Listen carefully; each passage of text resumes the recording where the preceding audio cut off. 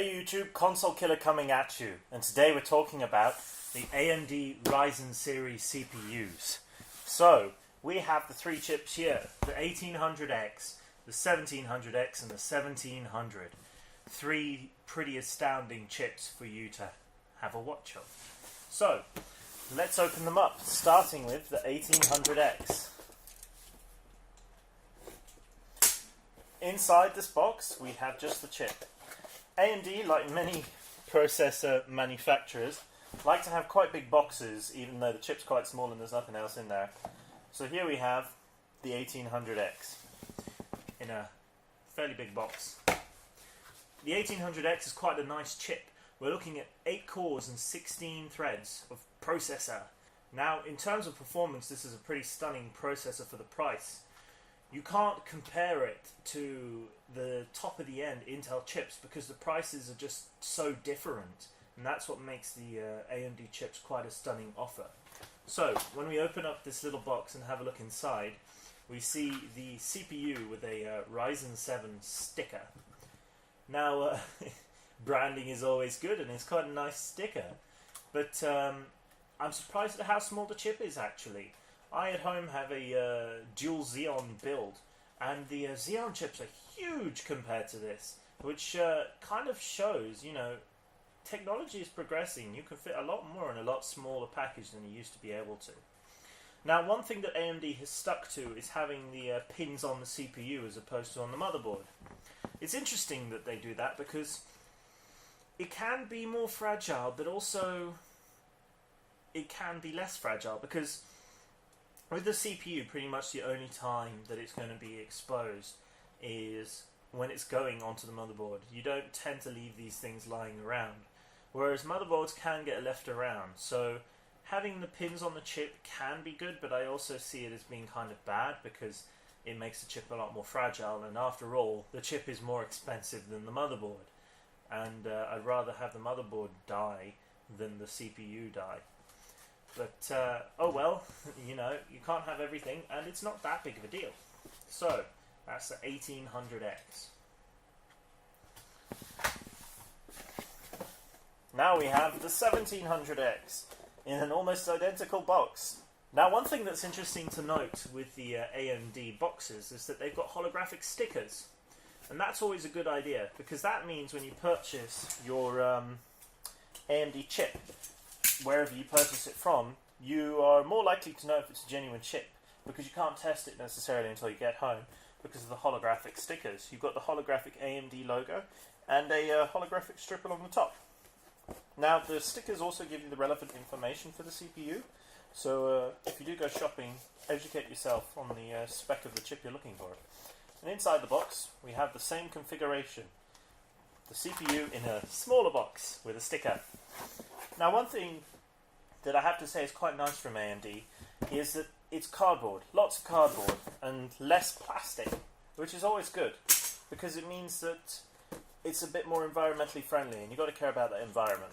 So, popping open this box, which you'll notice is much bigger than the others, we have the heatsink and the CPU. So, 1700, no X on the end. Same 8 cores, same 16 threads, but a slightly lower clock. So the key thing about the 1700 is we're looking at a 3 GHz base clock with a 3.7 GHz boost. The 1700X, we're looking at a 3.4 base clock with a 3.8 boost, I believe. Am I right? Yes. And with the 1800X, we're looking at a 3.6 base clock and a 4 GHz boost.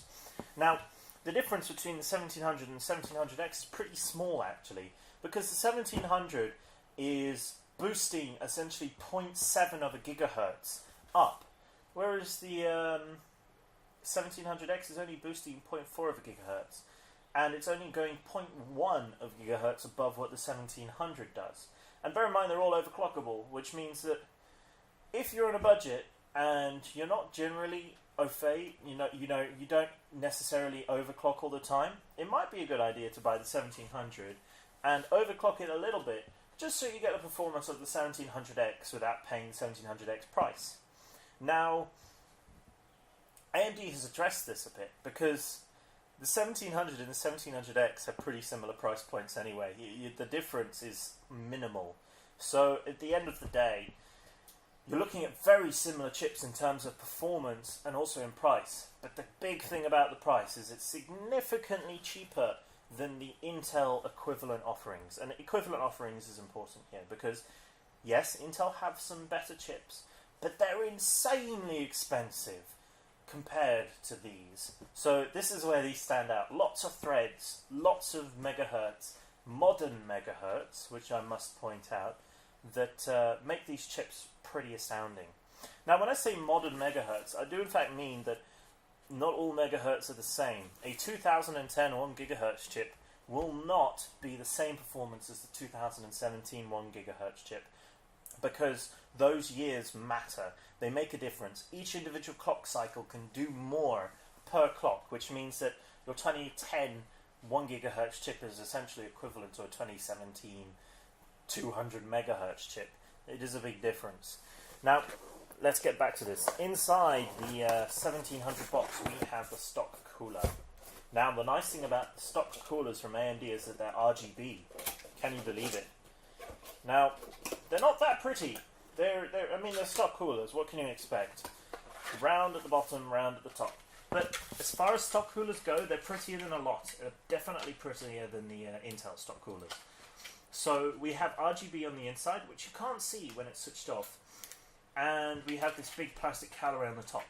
And on the bottom we have a traditional aluminium heatsink with a copper coin. Now that copper coin is probably more like a cone. It probably goes into the heatsink, which means that it's going to get some proper thermal distribution through to the copper plate. But I may be entirely wrong. Another interesting thing to point out is that they've pre-applied the thermal paste. And that's a good point, a good thing to think about when you're buying your chip. Because thermal paste matters. Cheap thermal paste can perform significantly worse than expensive thermal paste. So even though it comes with thermal paste, and AMD is probably very good when it comes to thermal paste, I would still suggest that you maybe look at some nicer thermal paste. I mean, at the end of the day, it's so inexpensive, and it can make such a big difference to your machine. Now, because this is an RGB cooler, you haven't got one cable. You've got two cables. So this is the normal cable to the fan, but you've also got this cable included in the bottom. It's not pre-connected because you may not have the ability to use the RGB. But what's actually interesting is on the side of the stock cooler, there's this little rubber nub which is hiding the connector, the proprietary AMD connector. And what this cable they've included is doing is taking your proprietary RGB connector and turning it into a standard 4-pin RGB connector. I'm not sure if it's NeoPixels or if it's standard RGB, you know, just RGB LEDs and they all go the same color. But that's something that would be fairly easy to find out, and you'll probably find that the motherboards have it built in, and that the cable you just plug straight into the motherboard for your RGBness. But there we are, that's the stock cooler. And yeah, it's a fairly standard cooler. You'll probably find that AMD has been gracious enough to keep the footprint of the AM4 coolers quite similar, which means that you can always use your previous generation coolers. I wouldn't be surprised, because AMD and Intel seem to be pretty good at making the footprint for the actual heat sinks fairly similar, if not the same, which means that you don't have to go and buy a new cooler every time. And the fact is that water coolers aren't cheap. They are quite expensive. Now, one thing to point out with this stock cooler is that it's not going to be able to deal with overclocking, and it probably won't be able to deal with running at full knack on the X series chips. On the 1700, which is what it's come with, I can understand why, because you'll probably find that the 1700, even on maximum performance, isn't getting too hot, and the stock cooler can deal with that. But you'll probably find if you overclock the 1700 that the stock cooler has issues. Now, that aside, it's still a really nice stock cooler, and RGB, which means that some people may be torn between overclocking and losing the stock cooler. But we'll see. You'll probably find some offerings in terms of coolers coming out pretty quickly now that the Ryzen platform has been released. So, there we are. The 1700 with its cooler. The 1700X.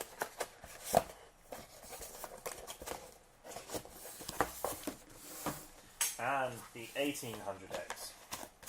Now, what you can see on screen right now is Console Killer's website, and on Console Killer's website we have quite a large offering of Ryzen computers for you to look at and pick from and purchase.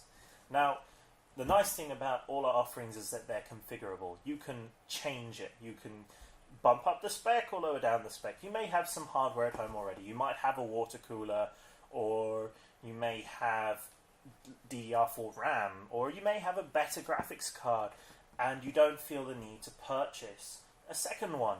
So that's where we give you that ability to configure, to pick what you want. So thank you for watching, and I hope you enjoyed the AMD Ryzen unboxing and the small talk about it.